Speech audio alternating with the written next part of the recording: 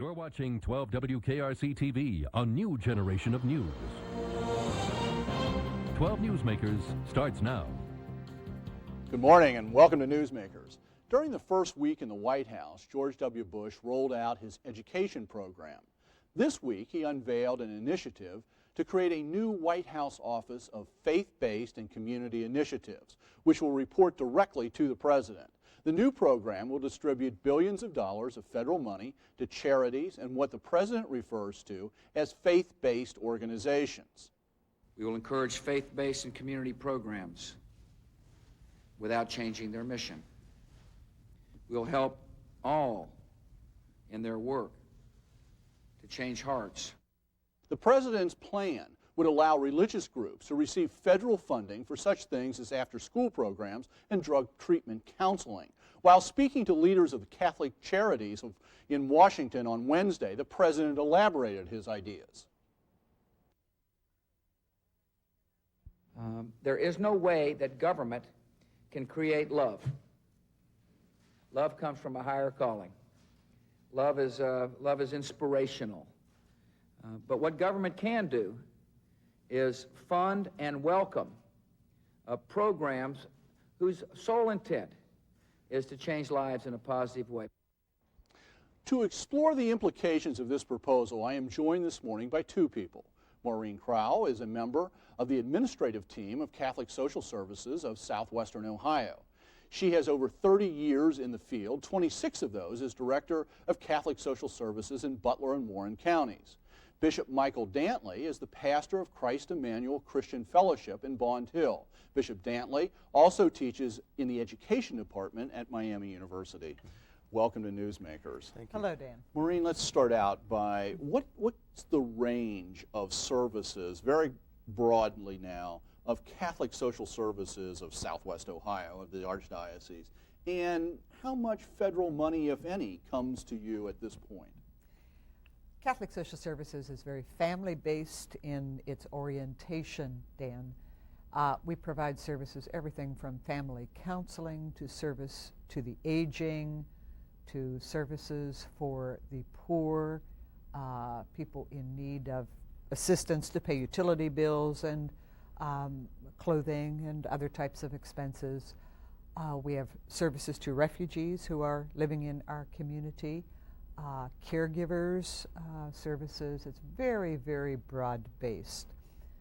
Our budget, our total budget annually runs close to $4.5 million, and of that, about 23% currently is public dollars. Government dollars. Government dollars, that's correct.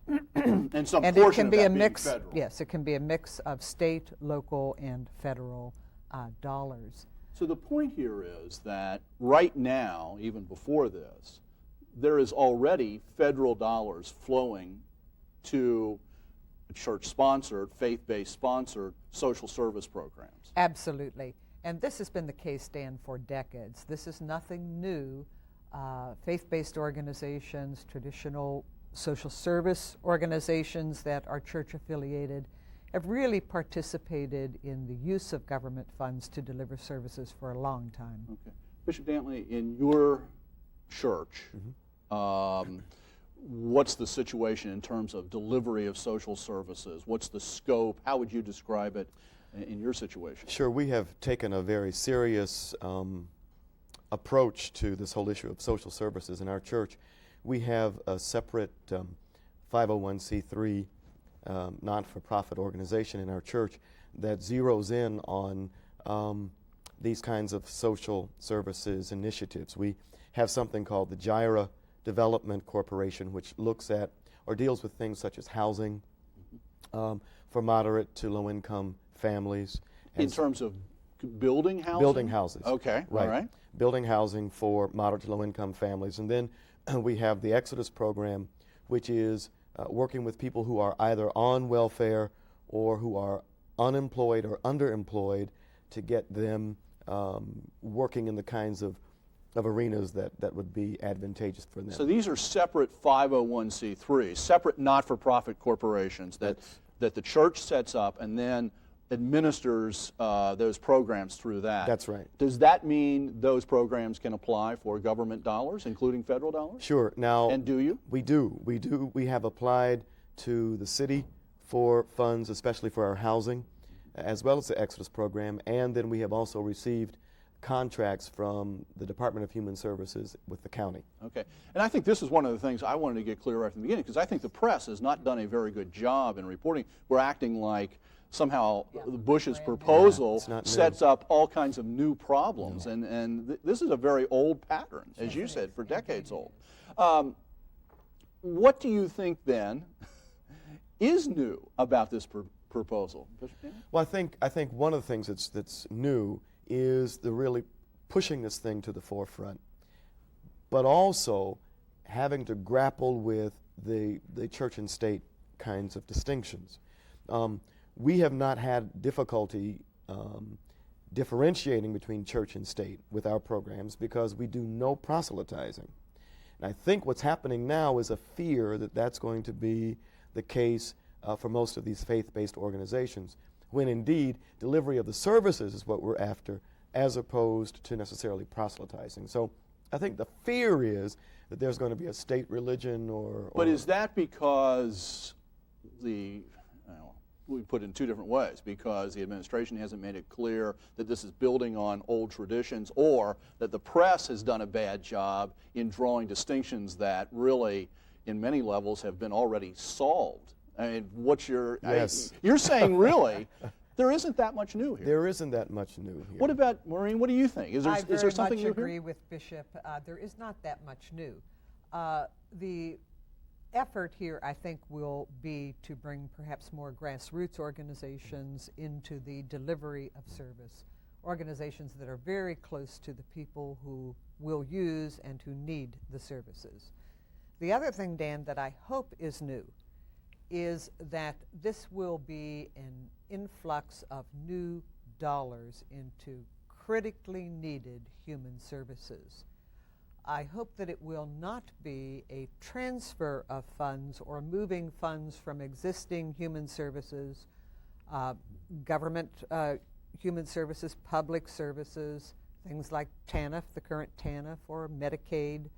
TANF being what is now the new welfare... That's correct. Okay. That's correct, Okay. yes.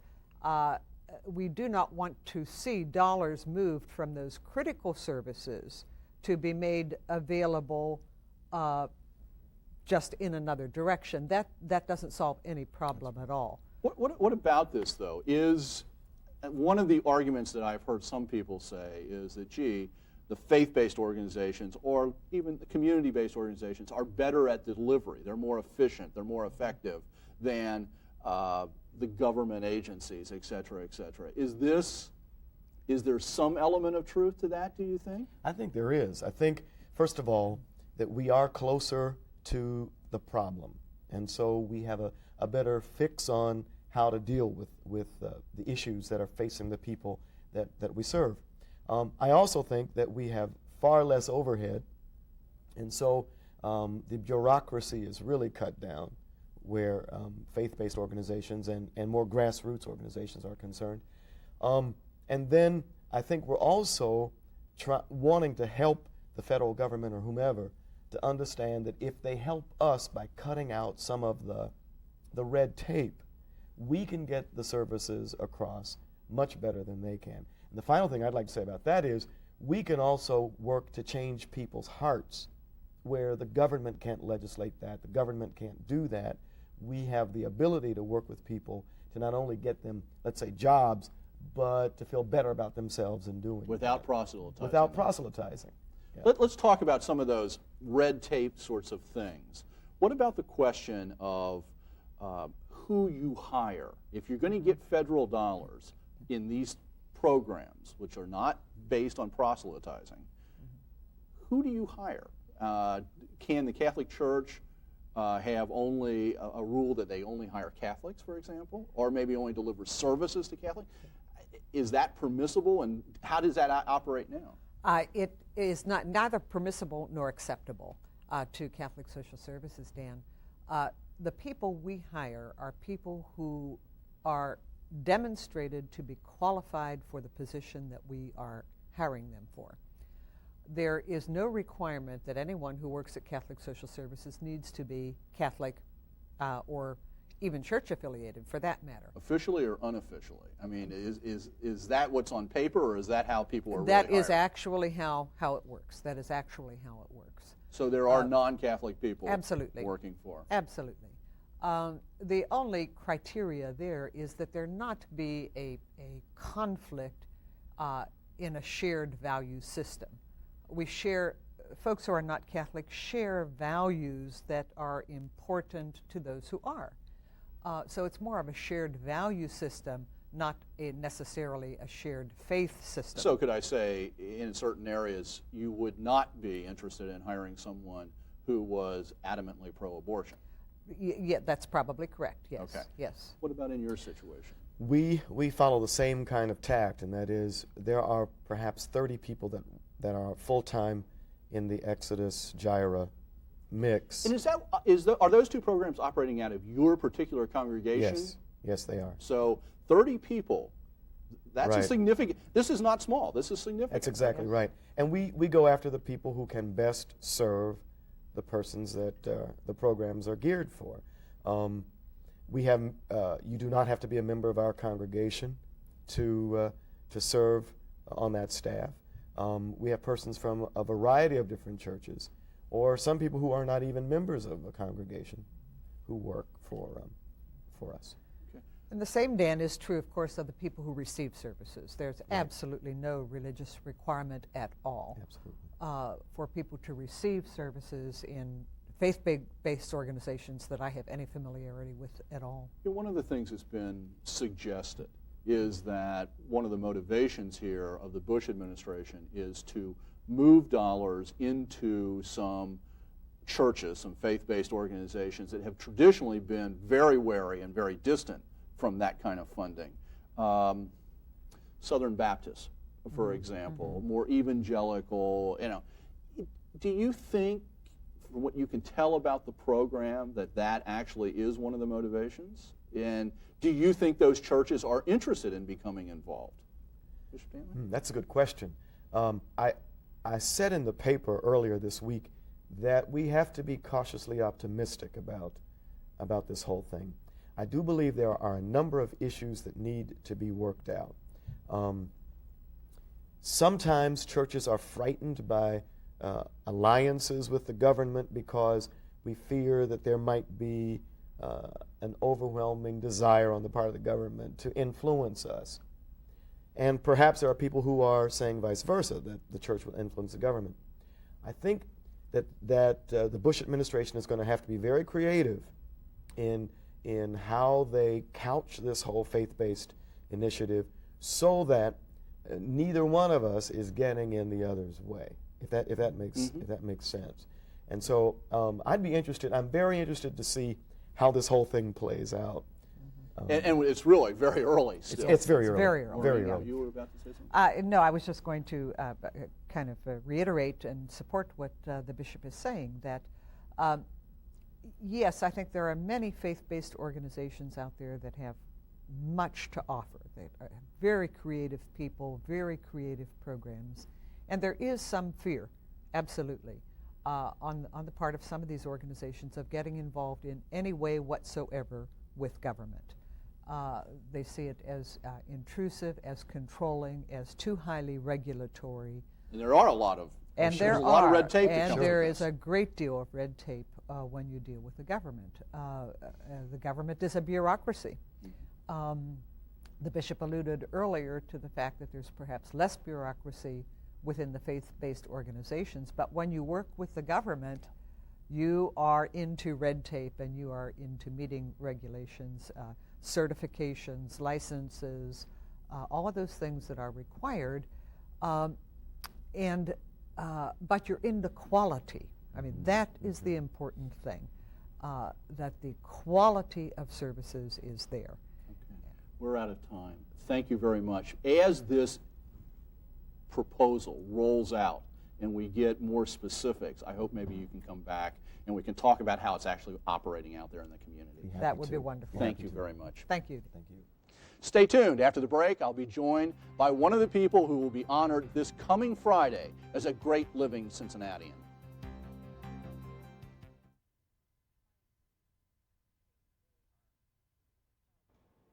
Welcome back.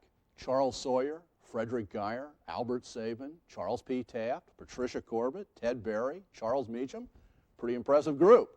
This Friday night, the Greater Cincinnati Chamber of Commerce will recognize two more people as great living Cincinnatians. Dr. Milton Hinton, the recently retired president of the NAACP, will join me in a few weeks when he also receives a Lifetime Achievement Award at the Image Makers ceremonies.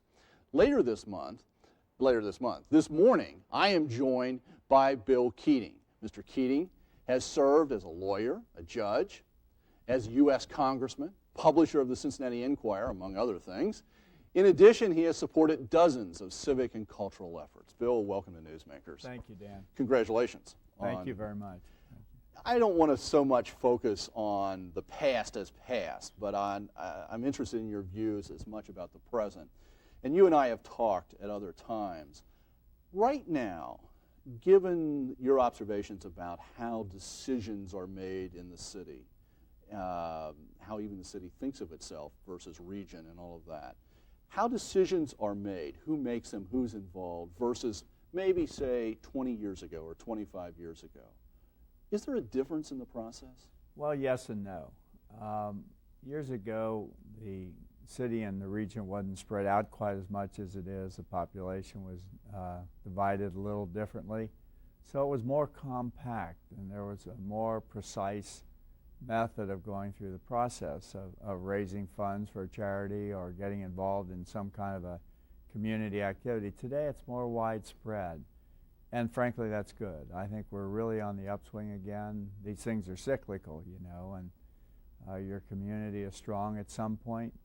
Another point it sort of slacks off because you've had some successes, you know, it's just human nature. But today, we have a lot of things happening. We have an awful lot happening. What are the things that you see right now that make you feel good about the future of the community? Well, probably one of the most important things is the involvement of the younger people. We're getting a lot of 30-year-olds, some 20-year-olds, 40 years old, really getting active in the community.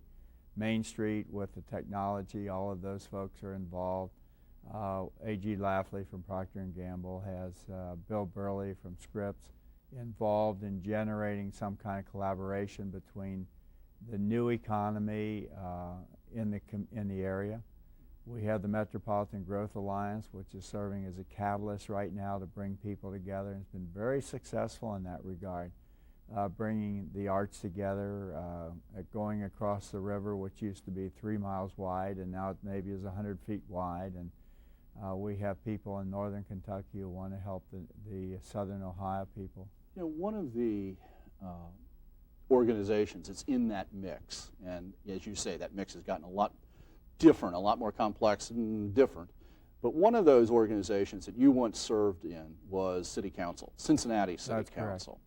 And a lot of people looking at City Council right now have been wringing their hands over the past few years. And how does the dynamic at City Council compare with the time that you were on council? And what years were you on council now? I was there in 67 to 70 until I went to Congress. Okay. I thought there was more work between the business community, more cooperation between the business community, the minority communities, the various church groups. There was seen to be more of a single purpose. It's more difficult today. And I think that the form of government and the way it's changing will help that considerably. Moving towards a stronger mayor form of government? Yes, I think it definitely will. What worked for us at that time was fine, but now the makeup is different. It's more complex, as you said. But with a stronger mayor form of government, I think you always need leadership. And before, where you could cooperate and collaborate more, now you need someone taking charge and moving forward. And I think this form of government will help a lot. You know, over the years, on this show, a number of people have raised issues. One would be, gee, Cincinnati is losing the number of sort of locally based headquarters for corporations.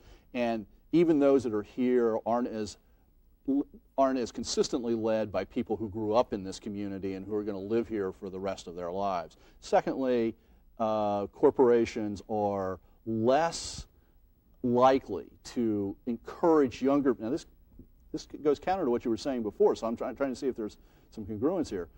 They're more reluctant to let younger people have time off to do service in the community. Do you recognize those changes, or do you think that they're counterbalanced by other things? Well, I don't know. I can't address whether they're letting younger people participate more or not. I haven't run into that. But what I do see, and where I see the involvement of the younger person, is there's more of an entrepreneurial instinct with the younger folks, and they have their own businesses. There are an awful lot of them, and they become involved in the community. And those are the young people I'm talking about, and they come in almost with an equal force and at the same level as some CEO of a large company. Not quite, but nonetheless, they have that confidence, and now they feel that their business is a success, and they can talk to some of the CEOs of the major corporations. I don't know whether they're letting younger people get involved more. I know that Procter & Gamble, as an example, when we worked on the Aronoff Center, they gave us 2 loaned executives. When the school issues came up, they also had a loan executive. With the Metropolitan Growth Alliance, they've been helping us in that regard. Underground Railroad Freedom Center. Underground Railroad, exactly. That's P&G. And there are others too. For example, United Way will have a loaned accounting executive maybe who will come up and work with the accounting and finances in United Way. And I could go on and on. So I know that there are loaned executives and people spending their time, but I don't know whether it's the same degree or not. I just simply don't know. We've been talking about the positive things. Right. Is there something, 1 or 2 things, that really worries you about the dynamic of the community at the moment as we look to the future? Well, I think we have to be sure that all the races, all the people from all the different economic levels find a way to participate. The Olympic effort is an example of that. And you've been directly involved with that. I've been involved in that, and that's a coming together. It's really been interesting to see the young people involved from all walks of life who would not ordinarily have an opportunity to meet one with the other. They're working for a common cause. They're excited about it.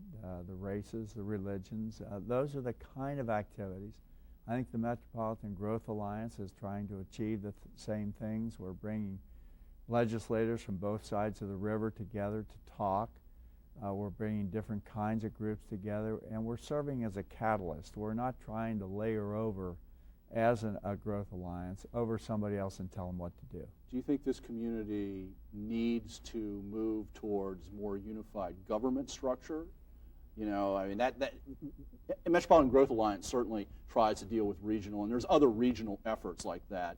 But on the government structure, I mean, there's been talk for decades in this community about reforming county government, at least in Hamilton County, or finding, Indianapolis merging county and city. Does Cincinnati need to do that in the future? Not in my lifetime. It isn't going to happen. Well, but does it need to? Well, those are 2 different questions. I think, yes, they are 2 different questions. And no, I don't think they have to. I think if you can find a commonality between various organizations, be it police or fire, because you notice some of the smaller municipalities or smaller villages can't afford really to keep up their own independent force. Those are the kind of things that can work. But no, I don't think you need Unigov. It would have been nice 30 or 40 years ago. We're past that point. Okay. I think the effort now is to get people to work together. The region and area is much larger. We're almost out of time. I want to ask one final question. Sure. You're being lifted up, as Dr. Hinton is, as a potential role model for people to follow. Who were your role models? Well, I was very much a sports enthusiast. I got involved in politics because of the old Senator Taft, who was son of the president. I went to hear him talk one time, and I was one of maybe 25 in the audience when I was in high school, and I was very moved by that. I don't know that you have heroes as much as you see people doing the right thing and dedicating themselves to certain goals and provide leadership and willing to take a risk. I think what we need are more people today in government and outside of government who are willing to take a risk and move out into the community and change jobs if you have to. Nancy always said, I couldn't keep a job, but I think you have to take that risk and move on and try different things. Well, thank you for taking all the risk you've taken. Thank you for the leadership, and congratulations on your award this week, and thank you for being here on Newsmakers. Thanks, Dan. I've enjoyed it a lot. Thank you. Thank you for making Newsmakers a part of your Sunday morning. Join us again next week when our focus will be on regional planning and economic development. Have a good week.